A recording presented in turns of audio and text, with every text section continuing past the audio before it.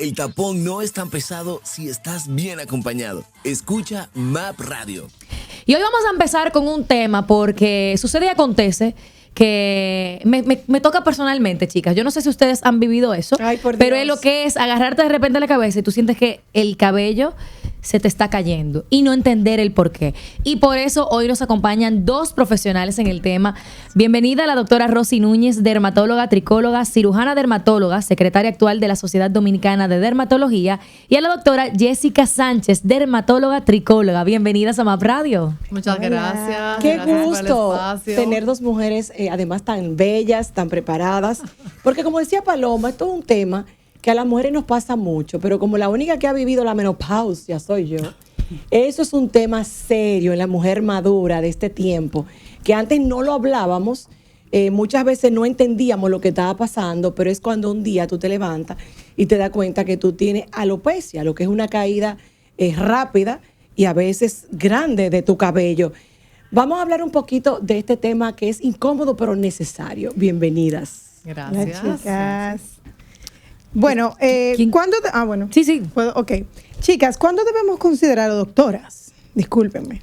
¿Cuándo debemos considerar que la caída del cabello es normal y cuándo se convierte en un problema? Yo quiero compartir algo también muy específico, porque Ingrid, como aquí, también dice que el tema de la menopausia, en mi caso yo soy bariátrica. Y el tema de la alimentación, yo sé que también juega un papel. Pero primero vamos a concentrarnos en cuándo debemos considerar que la caída del cabello es normal y cuándo se convierte ya en un problema en que tenemos que tomar cartas en el asunto. ¿Con quién comenzamos? Okay. Bueno, hola, ¿cómo están todas? Muy bellas todas. La verdad es que hay un poquito de eso queremos venir a hablar hoy también. Hay diferentes tipos de caída del cabello, hay diferentes tipos de alopecia, más de 100 tipos de alopecias diferentes. Okay. Y la verdad es que esa es la importancia de acudir a un especialista que pueda evaluar con base científica, con estudios realizados y pueda, por lo tanto, hacer un diagnóstico adecuado y un tratamiento que funcione. En el caso de, por ejemplo, la caída post-bariátrica, es un tipo de caída que se conoce como efluvio telógeno. Suele ser una caída transitoria que generalmente es secundaria a eventos desencadenantes como la pérdida de peso, la pérdida de minerales y, por ejemplo, hierro. Cuando disminuye el hierro en sangre, se cae muchísimo el cabello. Hay otras causas. Importantísimo. Hay otras causas como trastornos tiroideos, cuando la tiroides empieza a fluctuar, las hormonas empiezan a subir o a bajar demasiado. Hay otras causas como la inflamación, el famoso Hashimoto también. Hay otras causas como las enfermedades autoinmunes, lupus, entre otras. El posparto es una causa importante del fluvio telógeno y en general es una caída transitoria, autolimitada, que sí preocupa porque cada vez que se ven todos esos cabellos que se caen, la paciente suele preocuparse, suele ir muy preocupada a consulta. A veces nos llevan la cantidad de cabello o las fotos. El bollito. Pero la verdad es que sí se tiene que hacer una cantidad de analíticas, de estudios, para poder llegar a la causa y poder tratarla. Entonces, a la hora de ver que es, digamos que ya es algo médico que me está provocando, es decir, sea un tema de tiroides, sea un tema alimenticio, ya para poder directamente trabajar lo que es la caída del cabello, se hace es tratando esa enfermedad, no tal vez como hay personas que les gusta, no, que voy a usar un shampoo anticaída, dejamos aminoxidil, dejamos a no sé qué. Pregunta. ¿Realmente se puede utilizar en ambos métodos? ¿O solamente no hay forma de lo que sea que tú te untes en esa cabeza? Si no arreglas lo de adentro, no te vas a poder mejorar. Si tú no tratas la causa, entonces tú te puedes poner lo que tú quieras y definitivamente vas a continuar con la caída. Algo que quería mencionar ahorita, que es importante saber que el pelo tiene fases de crecimiento. Tiene una fase anágena, que es la que el que nos da la longitud, es el 90% de todo nuestro cabello está en esa fase de crecimiento. Luego viene la fase telogénica, donde es normal, hablábamos ahorita de cuál es la caída normal. Un 10% que se caiga si tenemos 100,000 cabellos, o sea, 100 que se caigan al día es bastante normal. Entonces, el problema viene cuando en esa caída, en lugar de ser un 10%, es un 20, un 30%, y buscan las causas que Jessica acaba de mencionar. Y aquí no vale que yo me ponga algo para evitar esa caída. A veces nos pasa que en la consulta viene una embarazada y dices, yo sé que se cae el cabello después del embarazo, dame algo para que no se me caiga.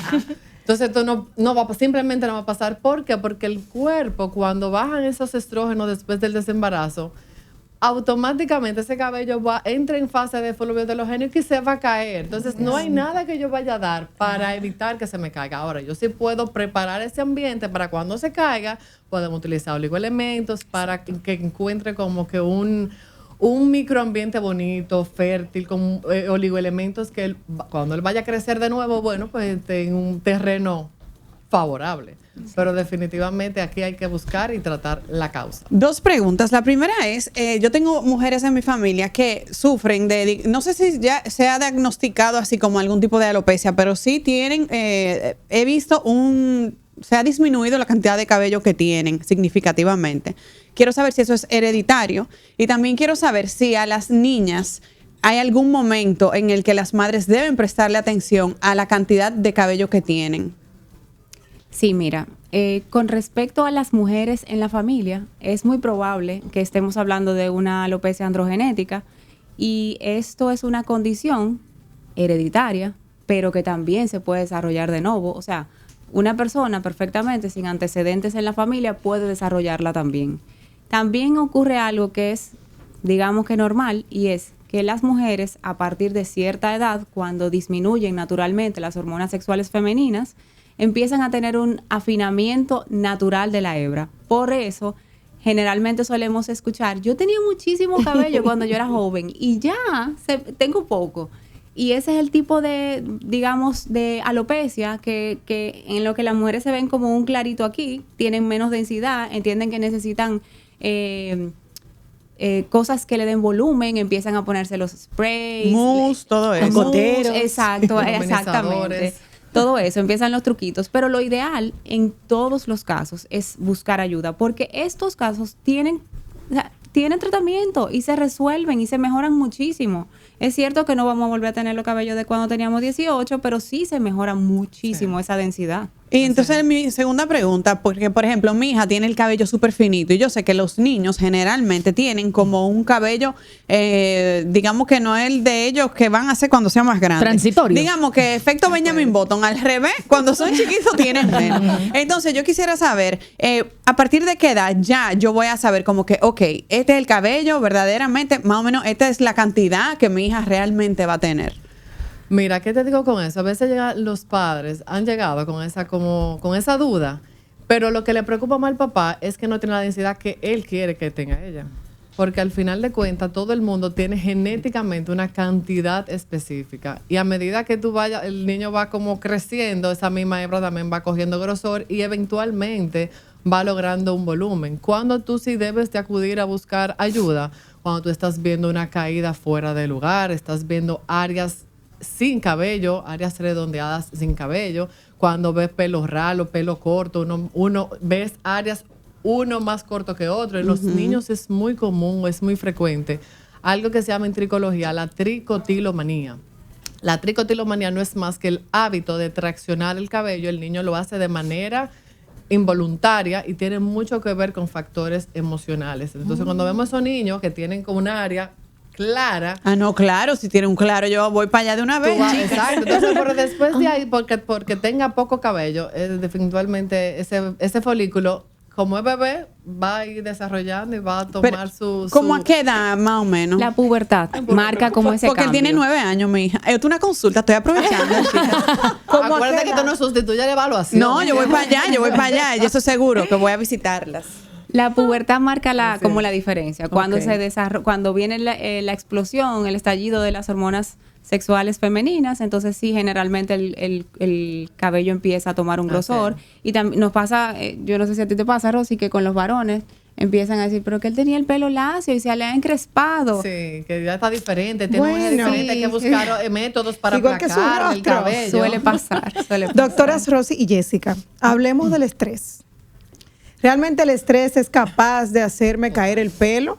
Tengo una amiga de una amiga que ella tiene como, me ha contado que ella tiene pues como una alante en su cabellera, como es como un clarito, no se ve tanto, pero es un clarito que no se le va. Siempre ha estado, ya no es cuestión de posparto, ya no es cuestión de a lo mejor que una bariátrica, ni mucho menos, sino que ella tiene como eso ahí, como un clarito. Entonces, ella ha llegado a la conclusión de que tal vez puede ser estrés. ¿Cómo se puede una persona dar cuenta de que esa es la razón de la caída? Mira, lo primordial es hacer una evaluación. La verdad es que a menos que el cortisol, que es la famosa hormona del estrés, esté elevada, no podemos asumir que es estrés. Lo ideal es hacer una evaluación exhaustiva, hacer todas las pruebas del lugar, tanto físicas como de laboratorio, y entonces es prácticamente un descarte. Obviamente en pacientes que tienen un nivel de estrés elevado en sus vidas, sí se pone sobre la mesa ese diagnóstico y entonces finalmente cuando se hayan descartado otras causas fundamentales, entonces sí podemos llegar a ese diagnóstico. Y yo te agregaría que en esa evaluación también es importante, porque a veces te dicen el claro está aquí. Cuando el claro está aquí, pues simplemente ya tú más o menos vas direccionando esa caída. Esa caída tú piensas que es una androgenética. Entonces, cuando ya tú ves el claro aquí, bueno, ya es definitivamente una androgenética que la tienes que valorar, que la tienes que tratar y muchas veces ver, que estamos viendo mucho ahora, que hay mucha inflamación alrededor de ese cabello. Entonces, no solamente va a mejorar con el minoxidil o con algo para que estimule el crecimiento, sino que eso es gotero y gotero, doctora. Gotero y gotero, pero lo que están perdiendo tiempo y lo que están perdiendo es el dinero. Dinero fuerte en gotero, sí, mira. Claro, porque no todo lo que no le va a funcionar a todo el mundo la misma cosa. Y romero, y canela. Ajá, claro, la canela. Y cuando viene a ver inflamándose más ese folículo. Todo ese irritante. Es correcto. Bueno, pues qué bueno saber que hay alternativas con doctoras dermatólogas, tricólogas como ustedes, que definitivamente podemos, como ustedes dicen, cada historia, cada cabeza es un mundo y hay que chequearse. Pero yo quiero hablar porque la razón principal de traerlas es para hablar de esa importante campaña que la Sociedad Dominicana de Dermatología decide lanzar en este momento, que me sorprendió un poco porque están hablando de los riesgos de las prácticas no médicas o intrusismo en el país. Y quiero saber por qué esa iniciativa y de qué va esto. Así es, mira, la Sociedad Dominicana de Dermatología a principios de febrero lanza esta campaña, se llama Tu piel no es un experimento, y es básicamente por aquellas personas, porque el intrusismo ocurre cuando personas que no tienen un aval médico, no tienen una formación académica, pues hacen diagnósticos, indican tratamientos o hacen algún procedimiento que compete a lo que es en este caso el médico tricólogo, porque hay o al médico dermatólogo, porque hay intrusismo en la mayoría de las especialidades. Entonces esto es muy peligroso porque la piel no solamente es estética, la piel es un órgano que de hecho es el que más visible, el que tenemos, el más grande, que refleja muchísimas enfermedades inflamatorias, autoinmunes, puede haber inclusive un cáncer. Entonces, una persona que no tenga el aval académico no es capaz de diagnosticar de manera correcta, ni mucho menos de manejar una complicación, pero mucho menos atender una emergencia. Entonces, esto lo que va haciendo es en detrimento de la seguridad y la salud de ese paciente. Entonces, eso lo estamos viendo ahora con las redes sociales. Eso me imagino que es por la cantidad excesiva de estéticas que hay y de tantas personas dando exactamente eso, lo que dijiste ahorita, de todo el mundo hace limpiezas y todo el mundo receta cremas. No, y los influencers también. Y todo, entonces, pero no nada más los influencers. Hay todo. muchas estéticas como clandestinas por ahí fuertes. Pero tiene mucho que ver con las redes sociales. Claro. Esto lo estamos viendo. Se ha empeorado porque hemos normalizado esa práctica. Se ha empeorado porque se ha como normalizado como esa práctica. Quisiera saber, ahora que ustedes crean esta campaña de parte de la Sociedad Dominicana de Dermatología, cuáles son esos temas o esas prácticas más preocupantes y alarmantes que se están viendo comunes en la sociedad dominicana. Mira, lo que decíamos antes, inyectables, o sea, procedimientos médicos estrictamente que tienen que deberían ser manejados por un personal médico y en un ambiente estéril, haciéndose en cualquier lugar, en salones de belleza, en todo tipo de lugares. Botox parties. Sí. Por ejemplo. Sin la debida, o sea, sin ninguna evaluación por un equipo médico, pero también como digo, como no hay la preparación adecuada, tampoco podemos manejar las complicaciones. Claro. ¿Quién maneja esas complicaciones? Si se complica el caso, porque cada uno de esos procedimientos puede tener complicaciones. Entonces, ¿quién lo va a manejar?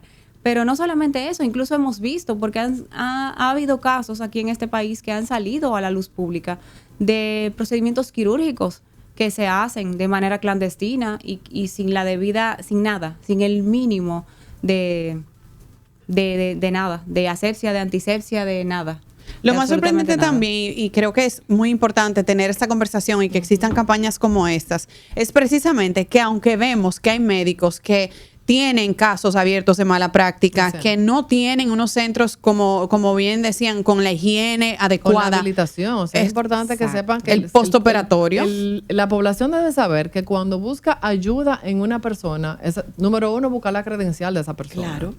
Número dos, ¿qué hace? O sea, el expertise de esa persona. Que el espacio donde se va a desarrollar lo que él se quiere hacer esté avalado por salud pública, que tenga unos requerimientos mínimos de higiene, de protocolo de bioética. inyectable, dónde va una aguja, no solamente eso, conocimiento de dónde se pone una aguja, porque no solamente ver que se inyecta un punto, por decir la toxina, que tal vez es lo más fácil de ver, pero la anatomía de eso, y generalmente eso no lo hace una persona que no está formada. Claro, incluso que se mantenga una cadena de frío para la medicina o el producto. Y que muchas veces que se inyectan. Exactamente. O sea, a veces se pone cualquier cosa y tú no tienes ni... O sea, el paciente a veces llega con una complicación a donde nosotros, con esto eritematoso, hinchado. ¿Y qué te pusieron? No, yo no sé, algo que me va a mejorar las ojeras. Ajá, me dijeron que era una vitamina. Me dijeron con una vitamina. ¿Tú lo pero viste? ¿qué? Tú lo viste, exacto. Entonces ahí que viene el tema. ¿Y qué medidas se están tomando desde ustedes que tienen ese conocimiento, qué medidas se están tomando para esas personas que sí recurrentemente visitan estos espacios donde ya se ha dado voz de alarma? Que aparte de movimientos como este, conversaciones como esta, ¿qué otras cosas se están haciendo? Mira, la Sociedad Dominicana de Dermatología tiene hábil su página web, es la página de la sociedad, sociedaddominicanadermatología.com, y aquí tenemos todos los dermatólogos certificados. O sea, lo que estamos buscando es educar y concienciar a la persona que busca un procedimiento, porque tampoco podemos ponerle una pistola al paciente. O sea, Claro, el paciente decide Arriesgar su vida. arriesgar su vida. Yeah. Entonces, hemos visto que lo que nos toca hacer es educar, salir a enseñar qué hace una persona, qué no debe de hacer, de cuáles cosas se debe valer para poder realizar el procedimiento, pero al final de cuentas, o sea, no podemos como que manejar eso. Salud Pública sí tiene un número de denuncias. Si hay alguien que, por ejemplo, quisiera denunciar un centro de estética o alguien que, por decir alguien estético, pero puede ser un agente de un salón que esté haciendo estética, necesariamente un salón médico. O sea, yo no estoy diciendo que es el médico. Estoy diciendo aquella persona que no esté formada. Hay un canal de denuncias que es el 311. Esa es una línea o una plataforma en donde la persona puede denunciar estos tipos de casos. Doctora Rosy Núñez, dermatóloga, tricóloga, cirujana dermatóloga y secretaria actual de la Sociedad Dominicana de Dermatología, y la doctora Jessica Sánchez, dermatóloga, tricóloga. Y Gracias. cirujana dermatóloga. Y cirujana dermatóloga. Gracias. Qué bueno contar con dos profesionales y sobre todo conocer sobre esta campaña que está haciendo ahora mismo la Sociedad Dominicana de Dermatología para poder que las personas estemos conscientes de que al final lo que es la piel, lo que es el cabello, todo esto es el órgano más grande y visible que se tiene, y no debemos de tomar a la ligera las decisiones. Yo tengo que admitir que a veces uno se confía mucho y es verdad que uno no chequea Y se que te deja inyecta, llevar de las que te recomendaciones pones. virales. Es real. La Y hay recomendación viral no es una indicación médica. Totalmente. Lo que me funciona a mí no te funciona a ti. Es correcto. Y por eso es importante seguir a profesionales y dejarse de verdad consultar por personas que sepan del tema. ¿Cómo podemos seguirlas a ambas en las redes sociales y también La a campaña. la Sociedad Dominicana de Dermatología y sobre la campaña? En las redes están en Instagram, @Sociedad Dominicana de Dermatología. Es el de en la página oficial de la sociedad. En mi persona es @doctora Rosy Núñez y @doctora Jess.